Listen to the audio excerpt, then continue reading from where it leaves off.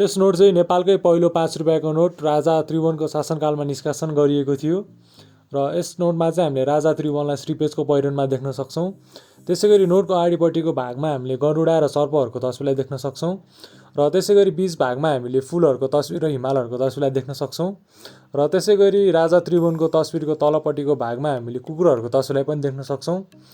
र यो नोटको बारेमा भन्नुपर्दा यो नोट चाहिँ विक्रम सम्वत 2002 साल असोज 1 गतेदेखि चलन चल्तीमा आएको थियो र यस नोटमा चाहिँ हामीले प्रिफिक्स कसम्म देख्न सक्छौँ र यो नोट चाहिँ त्यस्तै 0.66 मिलियन जति छपाई गरिएको थियो र यस नोटको साइजको बारेमा भन्नुपर्दा यो चाहिँ 73x126 mm को रहेको छ र यस नोटको छपाई चाहिँ इन्डियन सेक्युरिटी प्रेस नासिकमा गरिएको थियो र नोटमा चाहिँ हामीले पहिलो खजान्ची जनकराज पण्डितको हस्ताक्षर देख्न सक्छौँ र त्यसैगरी नोटहरू भने सदरमुलीकी खानाबाट निष्कासन गरिन्थ्यो।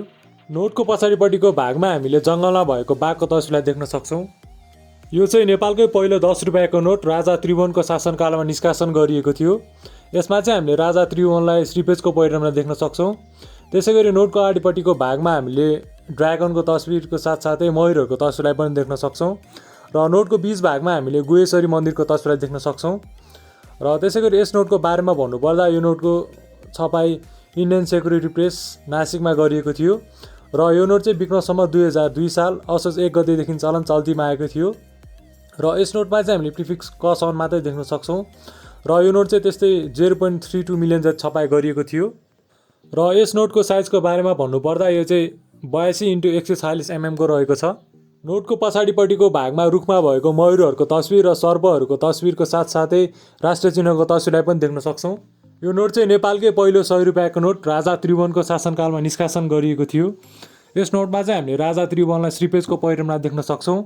त्यसैगरी नोटको अगाडिपट्टिको भागमा हामीले सर्प, कलश र कमलको फुलहरूको तस्बिरको साथसाथै नोटको बीच भागमा हामीले पशुपतिनाथ मन्दिरको तस्बिरलाई देख्न सक्छौँ र यस नोटको बारेमा भन्नुपर्दा यस नोटको छपाई इन्डियन सेक्युरिटी प्रेस नासिकमा गरिएको थियो र यो नोट चाहिँ त्यस्तै विक्रम सम्वत 2003 साल असोज 1 गतेदेखि चलन चल्तीमा आएको थियो र यस नोटमा चाहिँ हामीले प्रिफिक्स कसम्म मात्रै देख्न सक्छौँ र यो नोट चाहिँ त्यस्तै 45,000 थान जति निष्कासन गरिएको थियो र यस नोटको साइजको बारेमा भन्नुपर्दा यो चाहिँ 108x171 mm को रहेको छ र नोटको पछाडिपट्टिको भागमा हामीले जङ्गलमा भएको गैंडाको तस्बिरलाई देख्न सक्छौँ।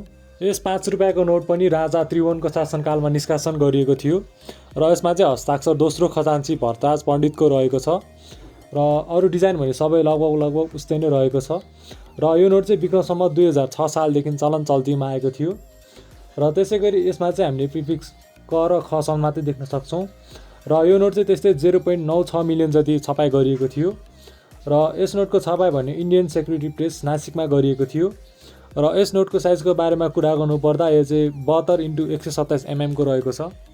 नोटको पछाडिपट्टिको भागमा जङ्गलमा भएको बाघको तस्बिर राखिएको छ। यस 10 रुपियाँको नोट पनि राजा त्रिभुवनकै शासनकालमा निष्कासन गरिएको थियो।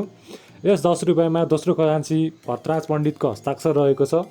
यो नोट चाहिँ विक्रम सम्वत 2006 सालदेखि चलन चल्तीमा आएको थियो। यस नोटको छपाई पनि इन्डियन सेक्युरिटी प्रेस नासिकमै गरिएको थियो र यस नोटमा चाहिँ हामीले प्रिफिक्स कसम्म मात्रै देख्न सक्छौँ र यो नोट चाहिँ त्यस्तै 0.54 मिलियन जति छपाई गरिएको थियो र यस नोटको साइजको बारेमा कुरा गर्नुपर्दा यो चाहिँ 83x146 mm को रहेको छ र डिजाइन भने सबै लगभग उस्तै नै रहेको छ। नोटको पछाडिपट्टिको भागमा भएको डिजाइनहरू पनि पहिलाको जस्तै नै रहेको छ। यस 100 रुपियाँको नोट पनि राजा त्रिभुवनकै शासनकालमा निष्कासन गरिएको थियो र यस 100 रुपियाँको नोट विक्रम सम्वत 2006 सालदेखि चलन चल्तीमा आएको थियो।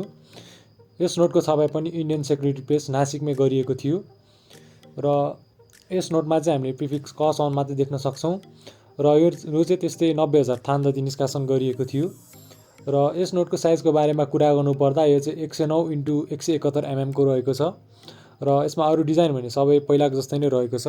नोटको पछाडिपट्टिको भागमा एक सिंह गैंडाको तस्बिर राखिएको छ। यो नोट चाहिँ नेपालकै पहिलो 1 रुपियाँको नोट रहेको छ। यो नोट चाहिँ राजा त्रिभुवनको शासनकालमा निष्कासन गरिएको थियो। यो नोट चाहिँ त्यस्तै विक्रम सम्वत 2010-11 सालदेखि चलन चल्तीमा आएको थियो। यस नोटको छपाई पनि इन्डियन सेक्युरिटी प्रेस नासिकमै गरिएको थियो र यस नोटमा चाहिँ हामीले प्रिफिक्स क0 देखि प्रिफिक्स क27 सम्म देख्न सक्छौँ र यो नोट चाहिँ त्यस्तै 28 मिलियन जति छपाई गरिएको थियो र यस नोटको साइजको बारेमा कुरा गर्नुपर्दा यो चाहिँ 65x1 mm को रहेको छ र यस नोटमा हस्ताक्षर तेस्रो खजान्ची नरेन्द्र राज पण्डितको रहेको छ नोटको अगाडिपट्टिको भागमा सिक्काको पछाडिपट्टिको भाग, त्यसै गरी हात्ती, त्यसै गरी मन्दिर र हिमालहरूको तस्बिरलाई राखिएको छ। नोटको पछाडिपट्टिको भागमा चन्द्र, सूर्य, कलश, हिमालहरू र त्यसका साथसाथै सिक्काको अगाडिपट्टिको भाग राखिएको छ। यस 5 रुपियाँको नोटमा पनि तेस्रो खजान्ची नरेन्द्रराज पण्डितकै हस्ताक्षर रहेको छ। र यस नोटमा फरक के छ भने पहिलेको नोटमा चाहिँ श्री नेपाल सरकार लेखिएको थियो भने यसमा चाहिँ श्री नेपाल सरकार लेखिएको छ। र पहिलेको नोटमा चाहिँ तुरन्त पाउनेछ लेखिएको छ भने यस नोटमा चाहिँ तुरुन्त पाइनेछ लेखिएको छ। र यस नोट चाहिँ विक्रम सम्वत 2010 सालदेखि चल्तीमा आएको थियो। र यस नोटको छपाई पनि इन्डियन सेक्युरिटी प्रेस नासिकमै गरिएको थियो। र यस नोटमा चाहिँ हामीले प्रिफिक्स खदेखि प्रिफिक्स यसम्म देख्न सक्छौँ। र यो नोट चाहिँ त्यस्तै 8.40 मिलियन जति छपाई गरिएको थियो। र यस नोटको साइजको बारेमा कुरा गर्नुपर्दा यो चाहिँ 73x126 mm को रहेको छ। नोटको पछाडिपट्टिको भागमा जङ्गलमा भएको बाघको तस्बिर रहेको छ। यस 10 रुपियाँको नोटमा पनि तेस्रो खजान्ची नरेन्द्रराज पण्डितकै हस्ताक्षर रहेको छ। यो नोट पनि विक्रम सम्वत 2010 सालदेखि चल्तीमा आएको थियो। र यस नोटको छपाई पनि इन्डियन सेक्युरिटी प्रेस नासिकमै गरिएको थियो। यस नोटमा पनि हामीले प्रिफिक्स कदेखि प्रिफिक्स डसम्म देख्न सक्छौँ। र यस नोट त्यस्तै 12.14 मिलियन जति छपाई गरिएको थियो। र यस नोटको साइजको बारेमा कुरा गर्नुपर्दा यो चाहिँ 82x146 mm को रहेको छ। र यस नोटमा पनि अरू डिजाइनहरू सबै लगभग उस्तै नै छ। खालि यसमा के फरक छ भने पहिलेको नोटमा चाहिँ श्री नेपाल सरकार लेखिएको थियो भने यस नोटमा चाहिँ श्री नेपाल सरकार लेखिएको छ। र अरू के फरक छ भने यसमा चाहिँ पहिलेको नोटमा चाहिँ तुरन्त पाउनेछ लेखिएको छ भने यस नोटमा चाहिँ तुरुन्त पाइनेछ लेखिएको छ। नोटको पछाडिपट्टिको भागमा पहिलाको जस्तै डिजाइन रहेको छ। यस 100 रुपियाँको नोटमा पनि तेस्रो खजान्ची नरेन्द्रराज पण्डितको हस्ताक्षर रहेको छ। यो नोट पनि विक्रम सम्वत 2010 सालदेखि चल्तीमा आएको थियो। र यस नोटको छपाई पनि इन्डियन सेक्युरिटी प्रेस नासिकमै गरिएको थियो। र त्यसै गरी यस नोटमा चाहिँ हामीले प्रिफिक्स कसम्म मात्रै देख्न सक्छौँ। र यो नोट चाहिँ त्यस्तै 4,50,000 थान जति निष्कासन गरिएको थियो। र यस नोटको साइजको बारेमा कुरा गर्नुपर्दा यो चाहिँ 109x172 mm को रहेको छ।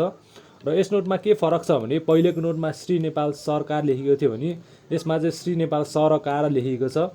र त्यस्तै अरू के फरक छ भने यसमा चाहिँ पहिलेको नोटमा चाहिँ तुरन्त पाउनेछ लेखिएको छ भने यसमा चाहिँ तुरन्त पाइनेछ लेखिएको छ। र अरू डिजाइनहरू भने सबै उस्तै नै रहेको छ। नोटको पछाडिपट्टिको भागमा एक सिङे घोडाको तस्बिर राखिएको छ।